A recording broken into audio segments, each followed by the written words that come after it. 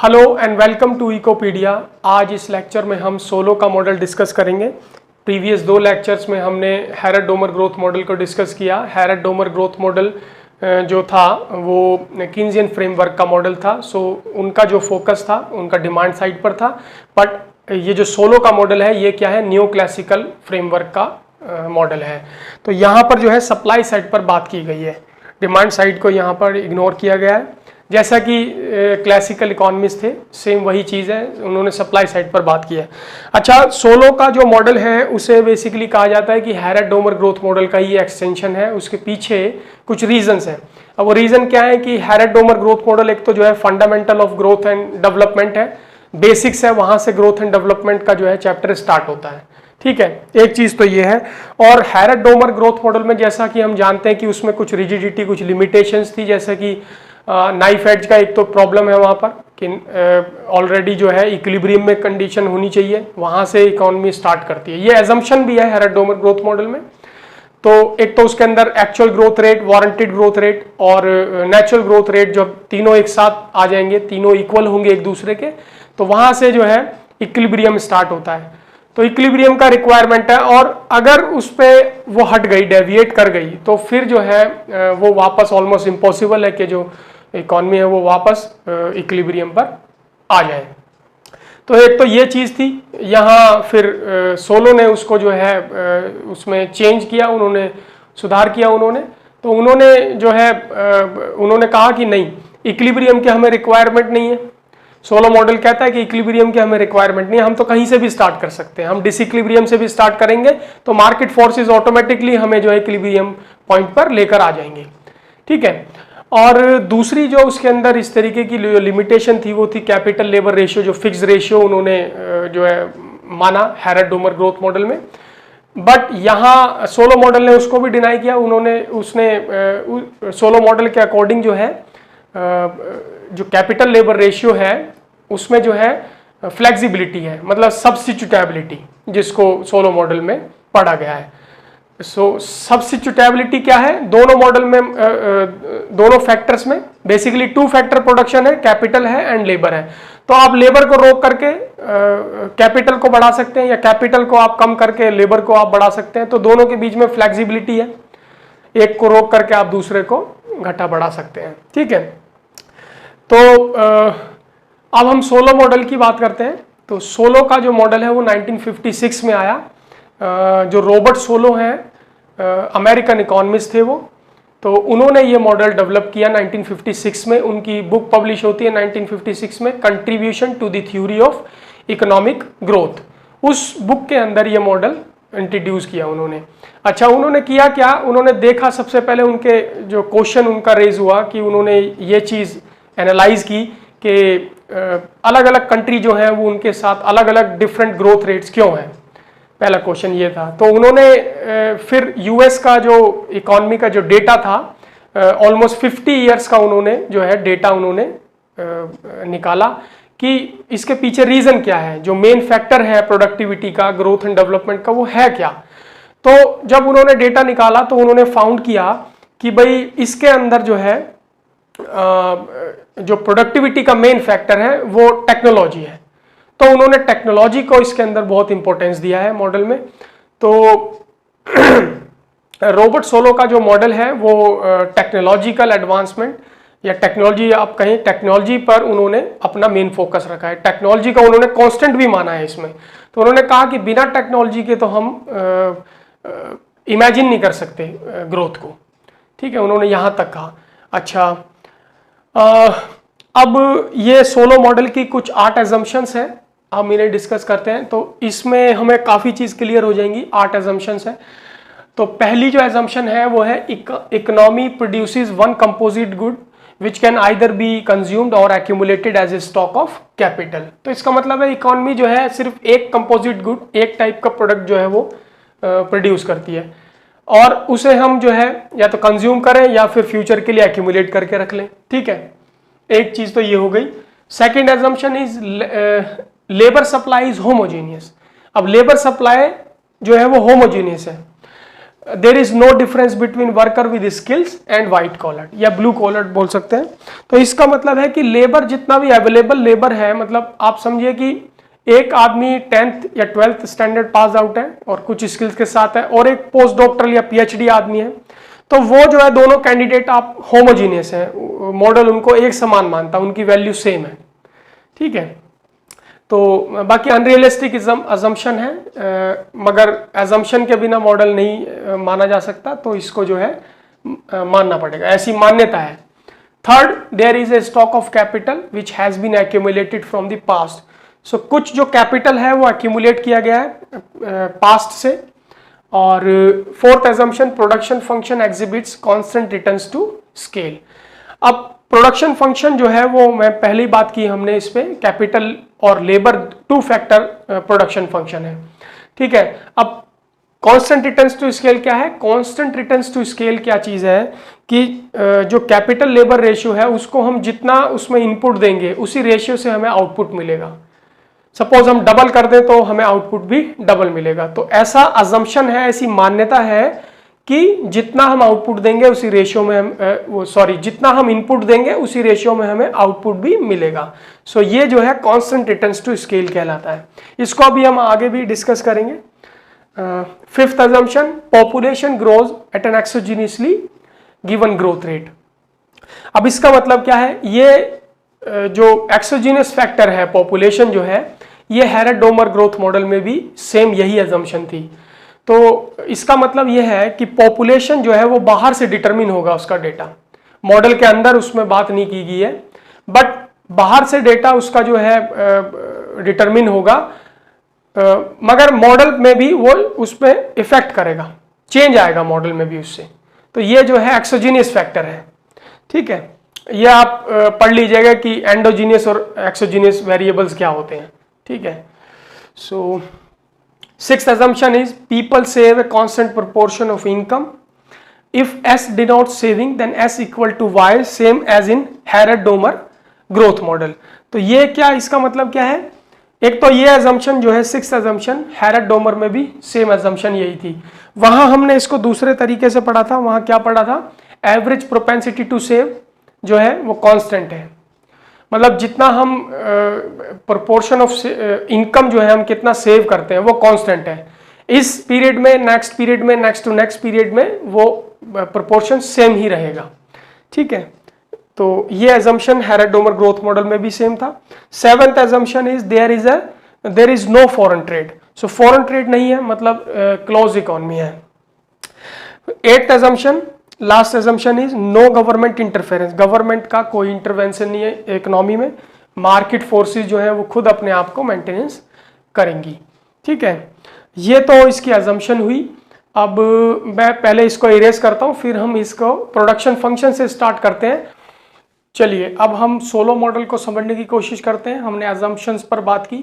ठीक है, तो सोलो का जो मॉडल है ये सप्लाई साइड का मॉडल है, ये हम ऑलरेडी जानते हैं। हेरेट-डोमर ग्रोथ मॉडल जो हमने डिस्कस किया पहले वो डिमांड साइड के मॉडल थे। सोलो मॉडल जो है बेसिकली सप्लाई साइड की बात करता है।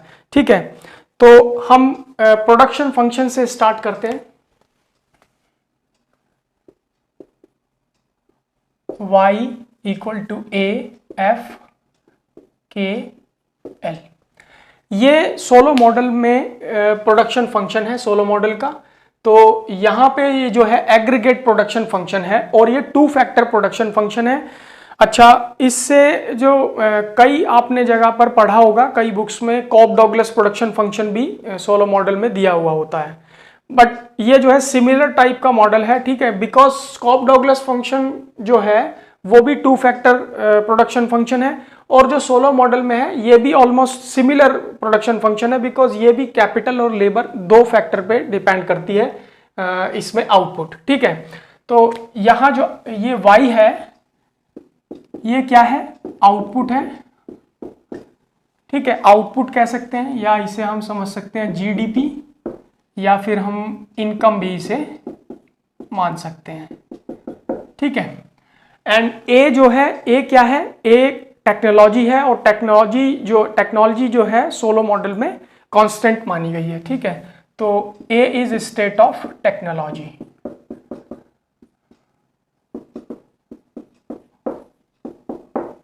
ठीक है। F रिप्रेजेंट्स फंक्शन, ठीक है, एंड K क्या है, K कैपिटल है। कैपिटल मतलब share of capital in GDP, ठीक है, and L is labour. L क्या है, लेबर है, share of labour in GDP, या आप कह सकते हैं आउटपुट इनकम, जैसा आप समझ सकें, ठीक है।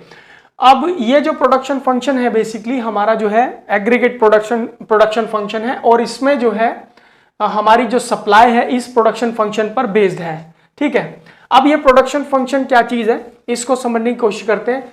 बेसिकली ये हमारा आउटपुट है और ये 2 फैक्टर हैं, यहां हम जितना इनपुट देंगे उतना ही हमें यहां पर आउटपुट मिलेगा। सो आउटपुट जो है ये हमारा इन 2 फैक्टर पे डिपेंड करता है, किस पे, कैपिटल पे एंड लेबर पे। सो यहां हमने एक अजम्पशन इसमें पढ़ी थी कि प्रोडक्शन फंक्शन जो है वो कांस्टेंट रिटर्न्स टू स्केल है। सो यही चीज कांस्टेंट रिटर्न्स टू स्केल है कि जितना हम यहां पर इनपुट देते हैं, कैपिटल लेबर बढ़ाते हैं, उतना ही हमें यहां पर आउटपुट भी उसी रेशियो में हमें मिलेगा। तो इसके लिए हम समझने के लिए हम एक कांस्टेंट ले लेते हैं, सपोज हम लैम्डा ले लेते हैं और इसका वैल्यू जो है हम 1 मान लेते हैं। तो y equal to A F, अब k को मल्टीप्लाई हम करेंगे कांस्टेंट से एंड l को भी हम मल्टीप्लाई करेंगे लैम्डा से। सो यहां पर जो आउटपुट मिलेगा वो भी हमें सेम आउटपुट यहां पर मिलेगा। सपोज यहां हमने डबल कर दिया इनपुट, तो आउटपुट भी यहां पर हमें डबल आउटपुट मिलेगा। This is called constant returns to scale, ठीक है। ये प्रोडक्शन फंक्शन में कांस्टेंट रिटर्न्स टू स्केल कहलाता है। अच्छा, अब ये जो प्रोडक्शन फंक्शन है हम इसे पर लेबर पर वर्कर इसको कन्वर्ट करेंगे, ठीक है। सो पर वर्कर हम इसे कन्वर्ट करने के लिए हम इसे लेबर से डिवाइड करेंगे। सो लेबर से डिवाइड करने के लिए क्या हम करेंगे कि ये जो कांस्टेंट हमने माना है लैम्डा, इसको हम 1 इसको L मान लेंगे अब, ठीक है। 1/L इसको मान लेंगे इसका वैल्यू। तो यहां क्या होगा, इसको हम, अभी ये production function aggregate production function है, ठीक है। अब हम इसे पर वर्कर कन्वर्ट करेंगे। सो पर वर्कर के लिए हमें क्या करना होगा, सिंपली y/L हो जाएगा। टेक्नोलॉजी हमारी कांस्टेंट है, a is technology, function of k/L and L/L, capital पर लेबर और लेबर पर लेबर, ठीक है। अब क्या होगा फर्दर, y/L, टेक्नोलॉजी क्योंकि हमारी कांस्टेंट है तो यहां हम इसे इग्नोर कर सकते हैं, ठीक है। k/L हो जाएगा एंड L ये कैंसिल हो जाएगा, तो यहां हम इसको 1 मान लेते हैं, ठीक है। अच्छा,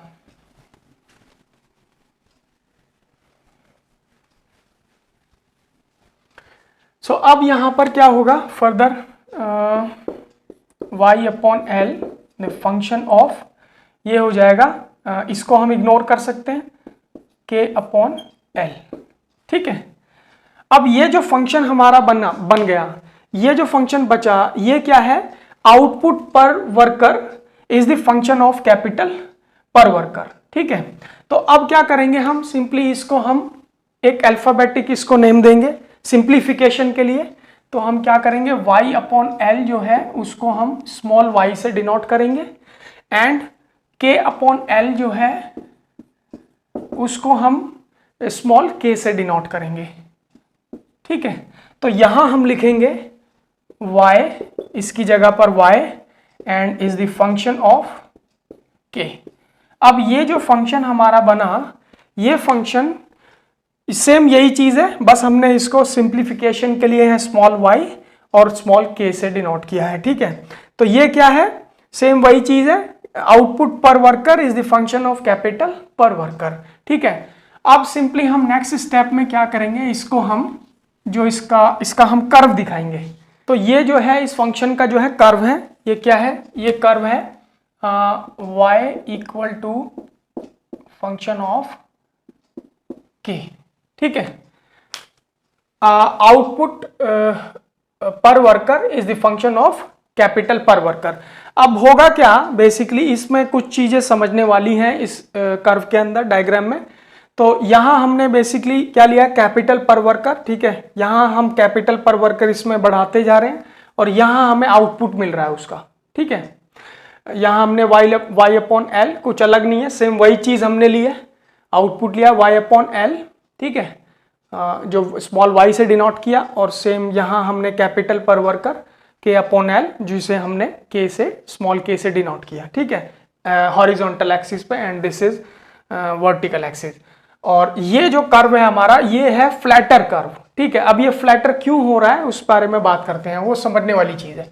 सो ये क्या है, y is the function of k, मतलब output per worker is the function of capital per worker. अच्छा, अब यहाँ पे समझने वाली चीज क्या है कि हमने यहाँ पर कैपिटल जो है हम बढ़ा रहे हैं, तो होता क्या है यहाँ पर बेसिकली जो है यहाँ पर हमें जो है जितना कैपिटल हम बढ़ा रहे हैं उसी हिसाब से हमें यहाँ पर आउटपुट भी मिल रहा है, ठीक है। तो यहाँ पर ये फिर बढ़ते बढ़ते ये फ्लैटर कर्व इसलिए हो रहा है क्योंकि यहाँ पर डिमिनिशिंग रिटर्न्स टू स्केल है, मतलब कैपिटल बढ़ाने से उतना हमें आउटपुट नहीं मिल रहा है, जितना हमें आउटपुट चाहिए, जितना हमें पहले मिल रहा था बेसिकली, उतना यहाँ पे हमें आउटपुट नहीं मिल रहा। उसका रीजन ये है कि हमें यहाँ पर डिमिनिशिंग रिटर्न्स टू स्केल की वजह से कम मार्जिनल प्रोडक्टिविटी ऑफ कैपिटल मिल रही है। Marginal productivity of capital basically क्या है, यहां हमने कैपिटल को बढ़ाया, सपोज हम 1 मान लेते हैं इसको, कि हमने एक कैपिटल यहां पे बढ़ाया, तो उसके बदले में जो हमें मार्जिनल प्रोडक्टिविटी ऑफ कैपिटल है वो हमें मार्जिनल प्रोडक्टिविटी ऑफ कैपिटल यहां मिल रही है, ठीक है। अब होता क्या है, यहाँ के कंपैरिजन में यहाँ अगर हम देखें मार्जिनल कैपिटल बढ़ाने से यहाँ पर हमें कम आउटपुट या मार्जिनल प्रोडक्टिविटी ऑफ कैपिटल कम मिल रहा है because of diminishing returns to scale. अच्छा, उसका जो रीजन है, उसका रीजन क्या है, क्यों हमें डिमिनिशिंग रिटर्न्स टू स्केल मिल रहा है, ठीक है। बेसिकली हमारा ये 2 फैक्टर प्रोडक्शन फंक्शन है, बट हम यहाँ पर एक ही फैक्टर को बढ़ा रहे हैं, एक ही इनपुट दे रहे हैं, एक ही फैक्टर में हम इनपुट दे रहे हैं, तो उसकी वजह से क्या होगा, डिमिनिशिंग रिटर्न्स टू स्केल होगा एक टाइम पर, जिसकी वजह से हमें जो आउटपुट है वो हमें कम मिलेगा। जितना हमें स्टार्टिंग में हमें कैपिटल बढ़ाने से, जैसे सपोज यहां हमें बढ़ाने से जितना मार्जिनल प्रोडक्टिविटी ऑफ कैपिटल जो है वो मिल रहा था, उतना हमें यहां पर नहीं मिलेगा। ये कर्व जो है वो फ्लैटर होता जा रहा है, ठीक है। तो इस कर्व के जो रेड कर्व है, ये कर्व पे हर पॉइंट पे हमें क्या मिल रहा है, मार्जिनल प्रोडक्टिविटी ऑफ कैपिटल, मतलब कैपिटल को बढ़ाने से जो हमें आउटपुट मिल रहा है, ठीक है। तो बेसिकली ये इसमें समझने वाली चीज है, ठीक है, कि ये जो कर्व है बेसिकली क्यों फ्लैटर हो रहा है। और इसका मेन रीजन ये है कि एक ही फैक्टर को हमें बढ़ाने से, मतलब कैपिटल को बढ़ाने से, ठीक है, ये हमें मार्जिनल जो प्रोडक्टिविटी ऑफ कैपिटल है वो हमें कम मिल रहा है because of diminishing returns to scale, ठीक है। तो ये हमने प्रोडक्शन फंक्शन इसका यहाँ पर डिस्कस कर लिया। अब हम इसका जो है सेविंग फंक्शन डिस्कस करेंगे। चलिए अब हम स्टेडी स्टेट इक्विलिब्रियम की बात करते हैं कि सोलो मॉडल में स्टेडी स्टेट इक्विलिब्रियम क्या चीज़ है। तो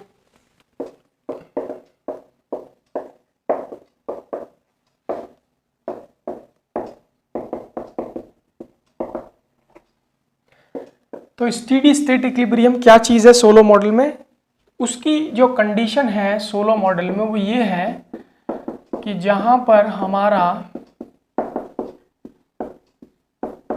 जो चेंज इन इनकम है वो इक्वल होना चाहिए चेंज इन कैपिटल के, और वो इक्वल होना चाहिए चेंज इन लेबर फोर्स के। ये कंडीशन हमें चाहिए स्टेडी स्टेट इक्विलिब्रियम को, ठीक है।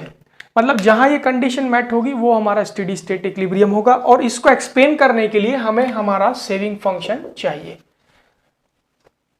ये हमारा सेविंग फंक्शन है सोलो मॉडल में। तो सोलो मॉडल बेसिकली क्या है, लॉन्ग रन इकोनॉमिक ग्रोथ है, ग्रोथ मॉडल है, ठीक है। और जो ये जो इक्विलिब्रियम पॉइंट है ये बेसिकली क्या है, जहां हमारे वेरिएबल्स, जहां हमारे मार्केट फोर्सेस जो हैं वो अनचेंज रहते हैं लॉन्ग रन पे। तो ये जो है लॉन्ग रन ग्रोथ मॉडल है सोलो का। तो ये लॉन्ग रन ग्रोथ के बारे में हमें बता रहा है, ठीक है, कहां पर हमारा इक्विलिब्रियम पॉइंट होगा, कहां पर हमारे जो वेरिएबल्स हैं वो अनचेंज रहेंगे, ठीक है, तो इस कंडीशन को एक्सप्लेन करने के लिए ये हमारा सेविंग फंक्शन है, इससे हम इसको एक्सप्लेन करेंगे। ठीक है, तो ये जो हमने अजम्पशन पढ़ी थी कि saving is the constant proportion of income, ठीक है, तो ये वही चीज है और हैरेड-डोमर ग्रोथ मॉडल में भी थी, वहीं से ये अजम्पशन आई है। ठीक है, अच्छा, अब ये जो सेविंग है हमारी सोलो मॉडल में, जो भी सेविंग है ऑलवेज वो सारा सेविंग इन्वेस्टमेंट के इक्वल है, राइट। अच्छा, अब इस इक्वेशन को हम इस तरीके से भी लिख सकते हैं, हमने s का i लिख दिया, कुछ चेंज नहीं किया। ठीक है, और i जो है वो क्या है, डेल्टा k है, ये हमने हैरेड-डोमर में भी पढ़ा था। ठीक है, और इसको अब हम इस तरीके से भी लिख सकते हैं। अब आपके दिमाग में ये बात आ रही होगी कि भाई आप इस तरीके से घुमा फिरा करके इक्वेशन को क्यों कर रहे हैं। ठीक है, तो इसका रीजन यह है कि सब मॉडल्स का, जितने भी ग्रोथ मॉडल्स हैं इकोनॉमिक्स में, उस सब का अलग अलग अपना अपना इक्वेशन है। जैसे हमने हैरेड-डोमर जो ग्रोथ मॉडल है, उन दो मॉडल हैं, दोनों ने एक ही चीज एक्सप्लेन की, बट दोनों का जो इक्वेशन था वो अलग अलग था, एक्सप्लेनेशन था वो दोनों का अलग अलग था। हैरेड का अलग इक्वेशन था, उन्होंने अपने अकॉर्डिंग डेवलप किया, और जो डोमर का इक्वेशन था वो बिल्कुल डिफरेंट था। ठीक है, तो यहाँ पर जो है सब मॉडल्स का अपना अपना अलग अलग तरीके से इक्वेशन को डेवलप किया गया है। ठीक है, तो यहां तक हम पहुंच गए, हमने s को i लिख लिया, s जो है इन्वेस्टमेंट के बराबर है सेविंग, और जो i है वो डेल्टा k है। ठीक है, अब होगा क्या कि जो ये डेल्टा k है इसको हम एक ही नंबर से डिवाइड भी करेंगे और उसी से हम इसे मल्टीप्लाई भी करेंगे। ठीक है, तो यहाँ क्या हो जाएगा, इसको थोड़ा छोटा लिखता हूँ, हाँ, तो यहाँ क्या होगा, k से हम इसे मल्टीप्लाई करेंगे और हम इसे k से ही डिवाइड भी करेंगे। अच्छा, आप उधर चलते हैं, तो ये जो है डेल्टा k अपॉन k, ठीक है, ये किसके बराबर है, यहाँ पर ये बराबर है डेल्टा l अपॉन l के, तो हम इसे लिख सकते हैं यहाँ पर डेल्टा l अपॉन l। ठीक है, और डेल्टा l अपॉन l जो है वो क्या है, स्मॉल n। स्मॉल n क्या चीज है, लेबर, ये डेल्टा l अपॉन l जो है हमारा लेबर फोर्स है, और लेबर फोर्स को हम इकोनॉमिक्स में स्मॉल n से डिनोट करते हैं, तो इसको हम लिख सकते हैं n k। ठीक है, अब ये क्या है, ये इक्वेशन हमारी एग्रीगेट इक्वेशन बन गई। ठीक है, ये इक्वेशन अभी हमारी एग्रीगेट इक्वेशन है। ठीक है, अब इस इक्वेशन को हम पर कैपिटा में चेंज करेंगे। तो पर कैपिटा में चेंज करने के लिए हमने जो प्रोडक्शन फंक्शन में इक्वेशन देखी, उसमें हमने क्या किया था, उसमें हमने लेबर से उसको डिवाइड किया, कुछ नहीं किया। तो सेम हम यहां भी वही करेंगे, y अपॉन एल हो जाएगा और यहां हो जाएगा आपका k अपॉन एल। अब आप थोड़ा सा याद कीजिए कि हमने k अपॉन एल को स्मॉल k से डिनोट किया था, जो प्रोडक्शन फंक्शन में हमने इक्वेशन की थी, और जो y अपॉन एल था उसको हमने स्मॉल y से डिनोट किया। तो सेम हम यहाँ भी करेंगे, ये हो जाएगा S Y equal to small n small k। ये हमारी पर कैपिटा इक्वेशन बन गई। ठीक है, अब ये जो इक्वेशन है, बेसिकली ये जो इक्वेशन है S Y n small k, ये क्या चीज है, ये इक्वेशन हमें बताती है कि जो हमारा एस वाई है वो हमारा सेविंग रेट है, और ये जब एन के इक्वल हो जाएगा उस पॉइंट पर हमारा इक्विलिब्रियम होगा। ठीक है, तो एस वाई जो है वो सेविंग रेट है, और ये एन जो है वो तो हम जानते हैं लेबर फोर्स है, delta L upon L labour force है, वहां पर भी देख सकते हैं। ठीक है, तो के क्या है, ये कैपिटल लेबर रेशियो है। तो saving S Y saving rate जो है is equal to labour force multiply by capital labour ratio. ठीक है, तो अब हमारी दो इक्वेशन हो गई। एक इक्वेशन तो हमारी प्रोडक्शन फंक्शन की हो गई, जो हमने इससे पहले की थी, वो क्या थी हमारी, y equal to function is a function of k। एक इक्वेशन तो ये हो गई प्रोडक्शन फंक्शन की। ठीक है, और एक इक्वेशन हमारी ये बनी नई equation S Y equal to N K. अब ये दो इक्वेशन हमारी हो गई। ठीक है, ये इक्वेशन हमारी क्या थी, output per worker is a function of capital per worker. ठीक है, और ये जो है saving rate is equal to labour force multiply by capital labour ratio. ये दो इक्वेशन हो गई ठीक है, अब हम इसको एक फिगर ड्रॉ करते हैं और उस पर हम इसको समझने की कोशिश करते हैं कि कहाँ हमारा इक्विलिब्रियम पॉइंट होगा और क्या हमारी इनकम होगी उससे। ठीक है, डायग्राम आपका बिल्कुल हमारा सेम रहेगा। ठीक है, बट उसमें क्या है, एक फंक्शन तो ये ऑलरेडी है, इस फंक्शन को भी हम लेंगे कि स्टेडी स्टेट इक्विलिब्रियम पॉइंट हमें कहाँ मिलेगा। ठीक है, तो पहले मैं ड्रॉ करता हूं, फिर हम उसे समझने की कोशिश करेंगे। ठीक है, चलिए अब हम इस फिगर के थ्रू समझने की कोशिश करते हैं कि जो सोलो का जो है ग्रोथ प्रोसेस क्या है और ये जो स्टेडी स्टेट पॉइंट है वो कहाँ पर है। अच्छा, ये वही फिगर है जो अभी हमने पहले डिस्कस किया था कि जहाँ हमारा एक फंक्शन था, प्रोडक्शन फंक्शन था। तो प्रोडक्शन फंक्शन हमारा जो है, अब ये प्रोडक्शन फंक्शन वही है, बट यहाँ जो है दो फंक्शन है अब। ठीक है, तो ये तो हमारा जो है प्रोडक्शन फंक्शन है, मतलब y is a function of k। ठीक है, output per worker is a function of capital per worker. ठीक है, एक तो ये हो गया, और दूसरा जो फंक्शन है हमारा, उसका जो सोलो मॉडल है उसमें जब sy जो है nk के इक्वल होगा तब हमारा इक्विलिब्रियम पॉइंट होगा। तो ये जो कांस्टेंट जो लाइन है ये हमारा nk है। ठीक है, और ये जो कर्व है, ये कर्व हमारा sy है। तो ये दोनों यहाँ इस पॉइंट पर इंटरसेक्ट कर रहे हैं एक दूसरे को, तो ये हमारा जो है इक्विलिब्रियम पॉइंट हो गया। ठीक है, तो यहाँ से हम एक लाइन खींचते हैं, ये हमारा इक्विलिब्रियम पॉइंट है।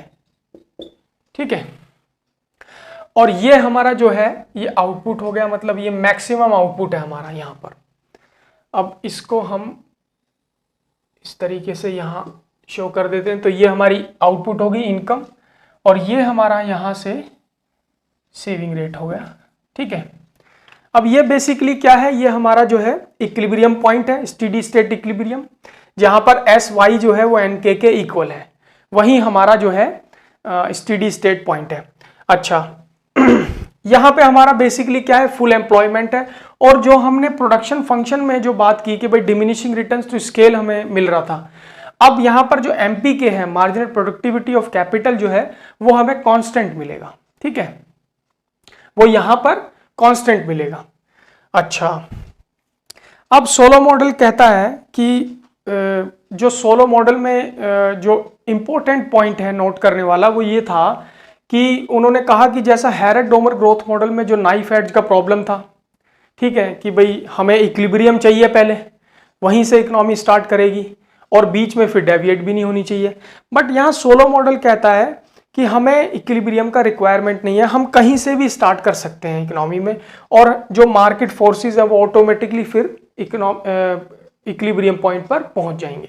अच्छा, अब सपोज हम यहाँ से स्टार्ट करें, मान लें हम यहाँ से स्टार्ट करते हैं, यहाँ पर हैं हम इकोनॉमी में, तो ये क्या है, ये जो कांस्टेंट लाइन है nk, ये आपका बेसिकली जो है रिक्वायर्ड इन्वेस्टमेंट शो कर रहा है कि आपको इतना इन्वेस्टमेंट यहाँ पर चाहिए, और आपके पास है कितना, आपका जो एक्चुअल इन्वेस्टमेंट है वो यहाँ पर है, मतलब आपका जो एक्चुअल इन्वेस्टमेंट है वो रिक्वायर्ड इन्वेस्टमेंट से ज़्यादा है। ठीक है, तो इस कंडीशन में क्या होगा, आपकी इकोनॉमी ग्रोथ करेगी, और ग्रोथ करेगी तो वो फिर इसी पॉइंट पर पहुंच जाएगी। ठीक है, इस पॉइंट पर आपकी इकोनॉमी ऑटोमेटिकली पहुंच जाएगी। अच्छा, और सपोज आप यहां से स्टार्ट करते हैं तब भी सेम होगा, बट यहाँ पे और यहाँ में अंतर यह है कि यहाँ आपका जो एक्चुअल जो इन्वेस्टमेंट था, ठीक है, क्योंकि सेविंग जो है सोलो मॉडल में वो ऑलवेज इन्वेस्टमेंट के इक्वल है। ठीक है, तो आपका जो एक्चुअल इन्वेस्टमेंट है वो ज़्यादा है, बट यहाँ पर इस पॉइंट पर कम है, और जो रिक्वायरमेंट जो है आपका रिक्वायर्ड इन्वेस्टमेंट है वो यहाँ पर ज़्यादा है। तो इस कंडीशन में क्या होगा कि जब आपकी इकोनॉमी में इन्वेस्टमेंट नहीं होगा जितना रिक्वायरमेंट है, तो वो इकोनॉमी जो है पीछे की तरफ आएगी। ठीक है, तो वो फिर इसी पॉइंट पर आ जाएगी। जैसे सपोज हम यहाँ से इसको शो करते हैं, ये जो है इस पॉइंट पर आ जाएगी, जब इकोनॉमी ग्रोथ करेगी इक्विलिब्रियम पॉइंट पर आ गई। सेम चीज़ यहाँ भी पीछे की तरफ आएगी इकोनॉमी, जब उतना नहीं होगा इन्वेस्टमेंट। ठीक है, तो वो फिर वहीं उसी पॉइंट पे आ जाएगी। तो ये जो है सोलो मॉडल में ये चीज़ इंपॉर्टेंट है कि यहाँ सोलो का जो ग्रोथ मॉडल है बेसिकली जो है इसमें इक्विलिब्रियम का रिक्वायरमेंट नहीं है, इकोनॉमी में चाहे आपका जो है इन्वेस्टमेंट कम हो जैसा कि यहाँ पर है, या इन्वेस्टमेंट आपका ज़्यादा हो, बट ये जो है ऑटोमेटिकली जो मार्केट फोर्सेस हैं वो ग्रेजुअली जो है इक्विलिब्रियम पॉइंट पर अपने आप मूव करते हुए इक्विलिब्रियम पॉइंट पर पहुंच जाएंगे। ठीक है, तो ये जो है खास चीज़ है सोलो मॉडल में। अच्छा, अब यहाँ पर हम दो चीज़ें और डिस्कस करने वाले हैं। वो दो चीज़ें क्या हैं, अब इसके अंदर लास्ट दो एक्सप्लेनेशन और हैं, तो वो चीज़ें क्या हैं। एक तो इसके अंदर जो सेविंग वेरिएबल है, सेविंग वेरिएबल, एक तो ये चीज़ है जिसे हम डिस्कस करेंगे। सेविंग वेरिएबल, सपोज आपका सेविंग रेट जो है वो बढ़ जाता है, तो उस कंडीशन में आपका जो ग्रोथ प्रोसेस है उस पर क्या उसका इफेक्ट पड़ेगा ओवरऑल लॉन्ग रन पे इकोनॉमी पे। ठीक है, तो और दूसरा इसमें जो है हम डिस्कस करने वाले हैं पॉपुलेशन ग्रोथ का। ठीक है, तो पॉपुलेशन, सपोज आपका जो पॉपुलेशन ग्रोथ है, अगर पॉपुलेशन आपका बढ़ गया तब ग्रोथ का प्रोसेस पे जो है क्या इफेक्ट पड़ेगा सोलो मॉडल में। तो ये दोनों चीज हम डिस्कस करेंगे। ठीक है, चलिए अब हम इन दो फैक्टर्स के बारे में बात करते हैं कि अगर सेविंग अगर इसमें बढ़ जाती है तो सोलो मॉडल में उसके क्या चेंजेस होंगे, और दूसरा जो है फैक्टर वो है पॉपुलेशन ग्रोथ। अगर पॉपुलेशन ग्रोथ अगर बढ़ती है, ठीक है, तो उससे क्या चेंजेस इसमें आएंगे। तो पहले हम सेविंग वेरिएबल के बारे में बात करते हैं कि सेविंग का जो कर्व है अगर वो अपवर्ड शिफ्ट हो जाए तो क्या चेंजेस आएंगे। अच्छा, ये हमारा जो है ओरिजिनल जो हमारा डायग्राम था वो ये है। ठीक है, ये हमारा इक्विलिब्रियम पॉइंट है। मैंने इसको डायग्राम को दोबारा से ड्रॉ किया। अगर मैं उसी में समझाने की कोशिश करता तो बहुत ज़्यादा खिचड़ी पक जाता उसमें, इसलिए मैंने नया ड्रॉ किया। ठीक है, अच्छा, अब आप मान लीजिए कि ये जो सेविंग वेरिएबल है, मतलब सेविंग रेट जो है वो हमारा वो जो है बढ़ गया है, तो हमारा जो कर्व है वो कहाँ होगा। ये जो कर्व है बेसिकली हमारा कर्व ये है, ये कर्व हमारा बनेगा नया। ठीक है, तो इसको हम लिखते हैं SY1 हम लिख देते हैं। ठीक है, अब क्या होगा, हमारा नया इक्विलिब्रियम पॉइंट हो गया, तो ये जो है राइट साइड में अपवर्ड शिफ्ट हो गया, ये हमारा नया इक्विलिब्रियम पॉइंट बन गया। ये हमने यहां से इसका लाइन खींचा, तो ये हमारा कैपिटल लेबर रेशियो जो K* था अब ये K1 पे शिफ्ट कर गया। ठीक है, जो इक्विलिब्रियम पॉइंट है उसमें जो है वो जो है चेंज हो गया, और उसकी वजह से जो है कैपिटल लेबर रेशियो जो है K* से K1 शिफ्ट हो गया, मतलब बढ़ गया। जो पर वर्कर आपका कैपिटल है वो यहां पर बढ़ गया। अब इसका जो आउटपुट है वो हमारा इतना हो गया। ठीक है, तो मान लीजिए आप थोड़ा सा आउटपुट जो है यहां पर हमारा बढ़ गया, ये हमारा आउटपुट बढ़ गया इसकी वजह से। ठीक है, और इसको हम मान लेते हैं Y1, हम इसे नाम दे देते हैं। ठीक है, अब सोलो मॉडल कहता क्या है, वो कहता है कि जब आपका सेविंग रेट जो है वो इकोनॉमी में बढ़ जाता है तो उसकी वजह से आपका जो ये कर्व है ये आपका अपवर्ड शिफ्ट होता है, और उसकी वजह से आपका जो इक्विलिब्रियम है वो भी आपका राइट साइड में शिफ्ट हो गया। ठीक है, तो वो कहता है कि आपका सेविंग रेट तो बढ़ गया। ठीक है, जब इकोनॉमी में आपका सेव ज्यादा हो रहा है तो इन्वेस्टमेंट भी आपका बढ़ेगा, जब सेविंग ज्यादा है तो उससे क्या इन्वेस्टमेंट भी बढ़ेगा। ठीक है, तो वो कहता है कि आपका जो कैपिटल लेबर रेशियो, जो कैपिटल पर वर्कर है वो भी आपका बढ़ जाएगा। ठीक है, बट यहां क्या चीज है, मेन इंपॉर्टेंट चीज ये है कि आपकी जो पॉपुलेशन ग्रोथ है वो तो वहीं की वहीं है ना, जो बाकी के वेरिएबल्स हैं वो तो उसी के अकॉर्डिंग काम कर रहे हैं। जो आपका पॉपुलेशन ग्रोथ है वो आपका वहीं का वहीं है, वो आपका एज इट इज है, बट आपका सेविंग रेट आपका बढ़ गया है। तो इकोनॉमी में सेविंग रेट बढ़ गया बट पॉपुलेशन ग्रोथ वहीं का वहीं है। पॉपुलेशन जो है वो लेबर है, ये कंसिडरेशन है इसके अंदर सोलो मॉडल में कि जो पॉपुलेशन है वही लेबर है। ठीक है, तो होगा क्या, जब आपका जो आपका पर लेबर जो कैपिटल यहां बढ़ा है तो उससे क्या होगा कि आपको जो है इनिशियली शॉर्ट रन पे तो आपका आउटपुट आपको थोड़ा सा बढ़ा हुआ मिल रहा है, बट ये लॉन्ग रन पे ऐसा नहीं होगा। तो क्यों नहीं होगा, उसके पीछे कारण ये है, रीजन कि आपका जो पॉपुलेशन ग्रोथ है वो आपका वहीं का वहीं है। ठीक है, और आपका जो कैपिटल पर वर्कर है वो आपका बढ़ने से जो मार्जिनल प्रोडक्टिविटी ऑफ कैपिटल है वो इससे डिप्रेस होगी, वो फॉल होगी। तो इसलिए सोलो कहता है कि permanent change in the saving rate has only A temporary effect on economies growth rate. ठीक है, तो वो कहता है कि लॉन्ग रन पे जो है ये परमानेंट चेंज, आपका जो ग्रोथ रेट है वो परमानेंटली चेंज नहीं हो सकता।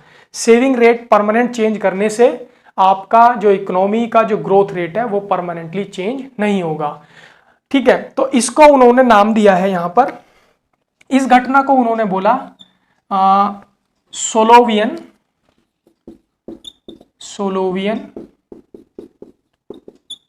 Paradox of thrift. इस घटना को उन्होंने बोला कि सोलोवियन पैराडॉक्स ऑफ थ्रिफ्ट हम इसे बुलाएंगे। ठीक है, ये क्या चीज है? सोलोवियन पैराडॉक्स ऑफ थ्रिफ्ट। जब आपका सेविंग रेट बढ़ गया बट बाकी जो वेरिएबल्स हैं वो आपके पॉपुलेशन ग्रोथ के अकॉर्डिंग काम कर रहे हैं, बाकी जो मार्केट जो इकोनॉमी के जो फोर्सेस हैं वो सब पॉपुलेशन ग्रोथ के अकॉर्डिंग काम कर रहे हैं, बट आपने सेविंग रेट को बढ़ा दिया। तो वो कहता है कि लॉन्ग रन पे आपको जो है इकोनॉमी का जो ग्रोथ रेट है वो आपको परमानेंटली चेंज नहीं होगा, ये शॉर्ट रन पे इनिशियली आपको आउटपुट देगा।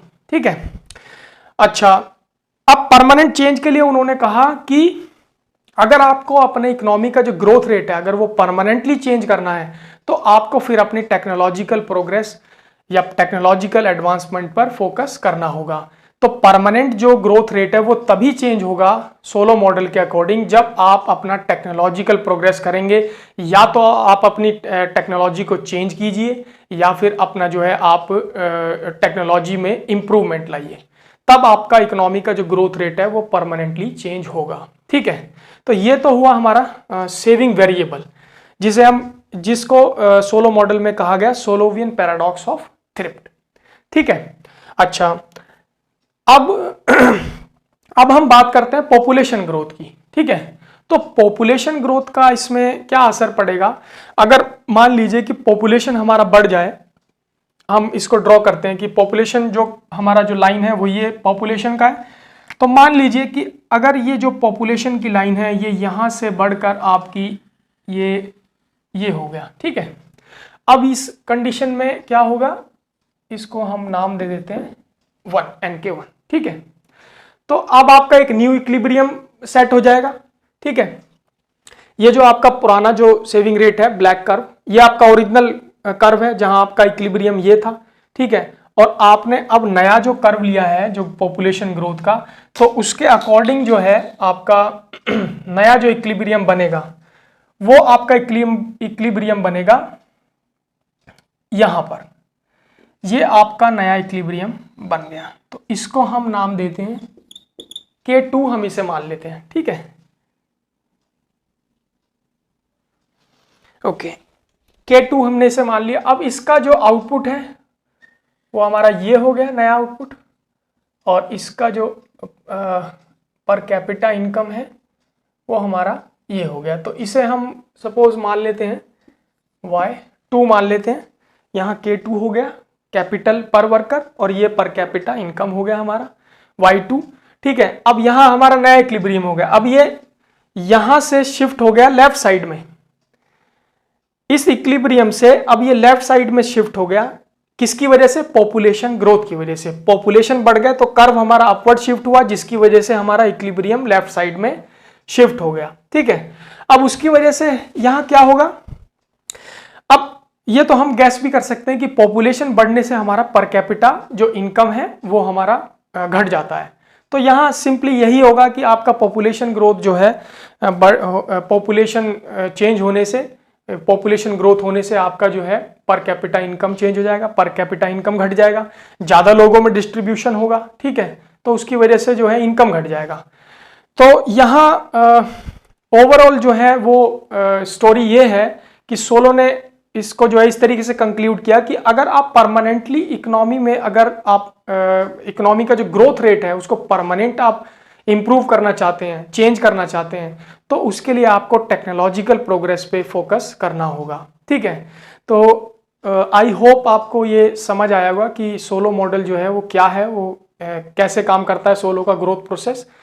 और इससे रिलेटेड अगर कुछ क्वेश्चन क्वेरीज हैं तो आप कमेंट बॉक्स में डाल सकते हैं।